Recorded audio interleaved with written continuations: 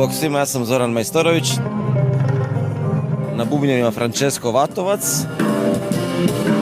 Na bas gitari Paolo Justo, italijanska ritam sekcija. Klavijature svira također iz Rijeke Dorijan Cuculić. A ja ću svirati gitaru, svirat ću arapsku lutnju i afričku koru.